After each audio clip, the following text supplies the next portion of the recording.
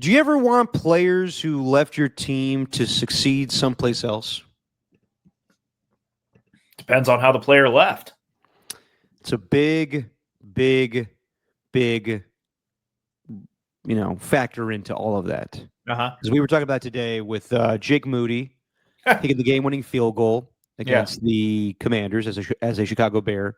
Yeah. And also, simultaneously, you had Blake Snell dealing in the NLCS last night. And I believe the Chargers. I believe the Dodgers are leading right now 4-1 on the Brewers.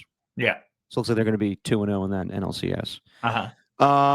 But these other examples out there, like, did you ever root for a player that left your team to have success against your team? Can't say that I did. I did. Who? Khalil Mack. Yeah, but by that time you were out on the Raiders, so why did you care?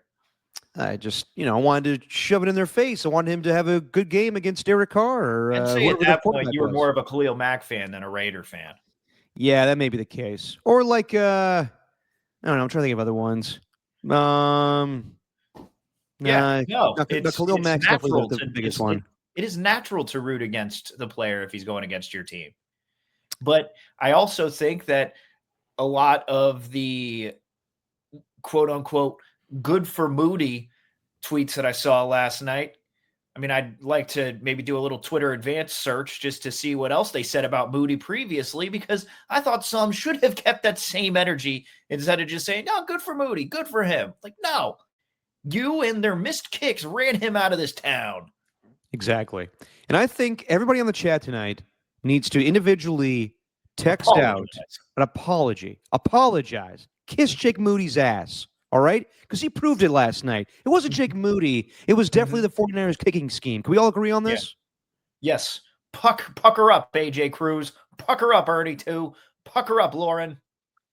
Yeah, I want everybody on here, AJ Cruz, especially AJ Cruz. I definitely want you to apologize. All right? Yeah. Mm-hmm. Oh, stuff it, Derek. No. We're not doing anything unless you apologize. Just gonna sit here in silence. Pucker up and kiss it, Whoville. Yeah, exactly. That's not going to happen. You guys all hated Moody. I get it. I did feel good for him getting that game-winning field goal last night. And while he was giving the post-game interview, even though he had his moment and it was on national TV and everybody was like, good redemption story for Jake Moody, I kind of felt like, man, this guy is very uncomfortable in his own skin because he's doing the interview with his helmet on. I'm like, dude, take it off. Come on. You had to get a game-winning moment. Yeah. Celebrate a little bit. Yeah. Take it off. Show off that flashy mullet of yours, Jake, for the whole world to see. The Moody mullet. But him keeping his helmet on, it made it feel like he was like a high school kid. Yeah, a little bit. Talking to ESPN. I like how he kept it on, too, when he was clearly talking to ESPN radio when they needed something for good audio, and he still kept his helmet on. What was up with that? I didn't get that. He struck me as a guy who, yeah, you're right, not comfortable in his own skin, just the confidence that whatever confidence he had in San Francisco shattered, dude. Shattered, gone. Yeah. And I think that played out on that in that night. Yeah, he definitely doesn't have a Sebastian Janikowski charisma to him. Yeah. Well, we have to wait till December 28th, see what happens with Cairo Santos, if he's hurt again, or if, I don't know, maybe another team needs a kicker and Jake Moody moves elsewhere. Like Caleb Williams was saying the exact same things that 49er fans were saying about why they like Jake Moody in the first place.